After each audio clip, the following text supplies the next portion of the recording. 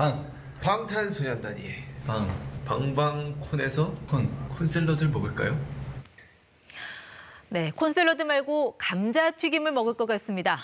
패스트푸드 업체 맥도날드가 그룹 방탄소년단과 손잡고 전 세계 40여 개국에 BTS 세트 메뉴를 출시하기로 했습니다. 이에 발맞춰 BTS 소속사 하이브 역시 플랫폼 사업으로 영역을 확장하며 투자자들의 이목을 끌고 있는데요. 오늘은 엔터테인먼트 업계 동향과 투자 포인트 박하경 한국투자증권연구원과 살펴보겠습니다. 네, 연구원님 어서 오세요. 안녕하세요. 네. 엔터테인먼트 전문적으로 보시는 애널리스트시죠? 네, 맞습니다. BTS 관련해서 장문의 보고서 많이 내시고 저 오늘 그거 보느라고 힘들었어요. 네. 혹시 아미신 건 아니세요? 저는 사실 아이돌에는 큰 관심이 없었는데요. 네. 엔터 업종을 준비를 하면서 계속 보다 보니까 또 좋아지더라고요. 그래서 뭐 아미까지는 아니어도 굉장한 네. 팬입니다. 그리고 너무 보고서 긍정적으로만 쓰시는 거 아니에요? 약간의 바이어스는 없고요. 뭐 일은 일이고 뭐 일은 일, 사랑은 사랑이니까 최대한 객관적으로 글을 쓰고 있습니다. 이 BTS 워낙 그 국내외 탄탄한 팬층을 갖고 있어서 여기저기 좀 글로벌 기업들의 러브콜이 계속 들어오는 것 같아요. 아주 그냥 국내에서도 종횡무진이더라고요. 맞습니다. 네.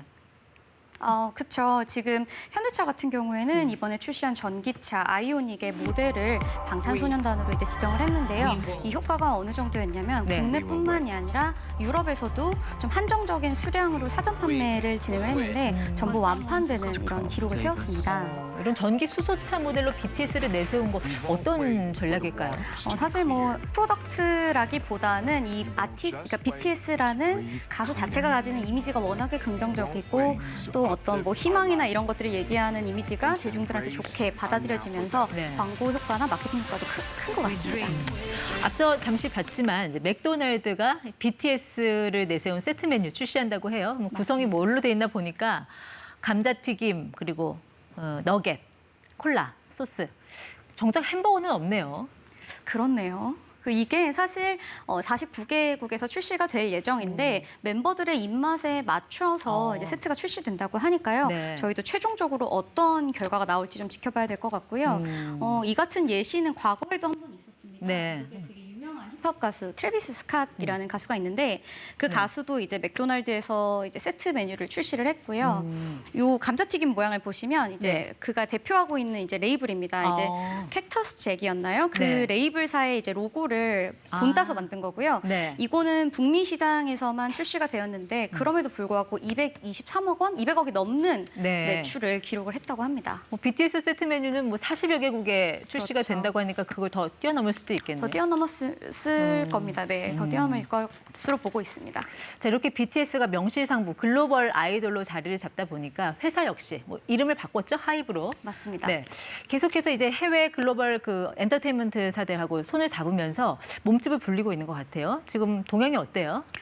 최근에 이제 두 가지 딜이 크게 있었는데요. 첫 번째는 이제 유니버셜 뮤직 그룹이라고 해서 네. 이제 최대 레이블입니다. 북미에서 가장 큰 레이블사인데 그 회사와 전략적 협업을 발표하기도 했고요. 네. 또 두 번째는 이제 이타카 홀딩스라고 하는 네, 저스틴 비버. 네, 맞습니다. 네. 아리아나 그란데, 저스틴 비버가 이제 매니지먼트를 담당을 하고 있는 회사인데요. 그 네. 회사를 약 1.2조 원 정도에 인수한 바 있습니다. 이렇게 세계적인 팝스타들을 이제 한솥밥 먹는 같은 식구로 맞이하는 게 하이브로서는 좀 어떤 그림을 그리고 있는 거예요? 하이브 같은 경우에는 이제 방탄소년단이 사실 케이팝의 위상을 전 세계적으로 많이 높여놨습니다. 네. 보통 우리가 주류 음악계라고 하면 북미 시장을 많이 얘기를 하는데요. 네. 북미 시장의 엔터사들이 방탄소년단을 인정하고 또 하이브와의 협업을 강화한다. 이것 자체가 가지는 의미가 굉장히 큽니다. 네. 그래서 이번 기회를 삼아서 이제 해외 쪽으로도 저변을 넓혀가는 그림을 그리고 있는 것 같습니다. 네.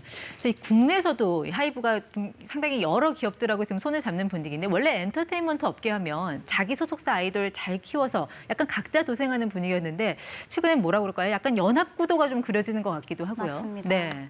지금 최근에 있었던 연합구도를 하나 말씀을 드리면요. 이제 하이브가 가지고 있는 플랫폼이 있습니다. 위버스라는 네. 플랫폼이 있는데 그 플랫폼 사업을 강화하기 위해서 네이버와 또 YG와 이렇게 손을 잡은 모습을 확인할 수 있습니다. 그 플랫폼 위버스라는 게 구체적으로 어떤 이점이 있는 거예요?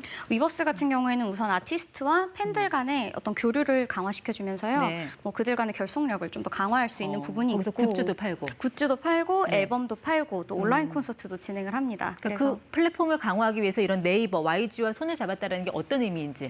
우선 네이버 딜부터 말씀을 드리면요. 네이버가 이제 하이브에 투자를 또 하고요. 그리고 하이브는 네이버가 가지고 있는 엔터 플랫폼인 브이라이브를 이제 네. 사오게 됩니다. 그래서 최대 플랫폼인 브이라이브와의 통합을 통해서 네. 이제 규모를 키워나가겠다라는 그림인 거고요. 그리고 YG와의 계약 같은 경우에는 이제 하이브가 또 YG의 자회사인 YG 플러스에 네. 이제 지분 투자를 합니다. 그 지분 투자를 하면서 최대 걸그룹이죠. 이제 블랙핑크가 이 해당 플랫폼 위버스로 합류를 하게 됩니다. 네. 그래서 새로운 아티스트들을 계속 영입하면서 규모를 키워나가고 있다라고 보시면 될 것 같아요. 네. 물론 뭐 플랫폼 사업도 중요하지만 사실 가장 수익성이 높은 거는 이 앨범 판매잖아요. 맞습니다. 지난해 코로나 상황에서도 앨범 판매량이 크게 늘었다고 공연이 취소가 되면서요. 맞습니다. 근데 코로나 이후에도 이런 안정적인 수익이 계속 지속이 될까요? 말씀하신 것처럼 팬들이 공연을 못 가니까 그 소비가 전부 앨범으로 옮겨오게 되면서 앨범 네. 판매량이 크게 늘었는데요. 저희는 특히 방탄소년단 같은 경우에는 이 같은 높은 앨범 판매량이 유지될 수 있을 걸로 보고 있습니다. 네. 사실 이 높은 판매량의 배경에는 두 가지가 있는데 첫 번째는 말씀드린 코로나 효과고요. 네. 두 번째는 이제 신규 팬 유입이라고 볼 수 있습니다. 이 신규 팬 유입이 어디서 드러나냐 하면 이제 부작 판매, 즉 부작? 올해 발매한 게 아니라 예전에 발매했던 네. 앨범들이 계속해서 팔리고 있습니다. 왜 그러죠?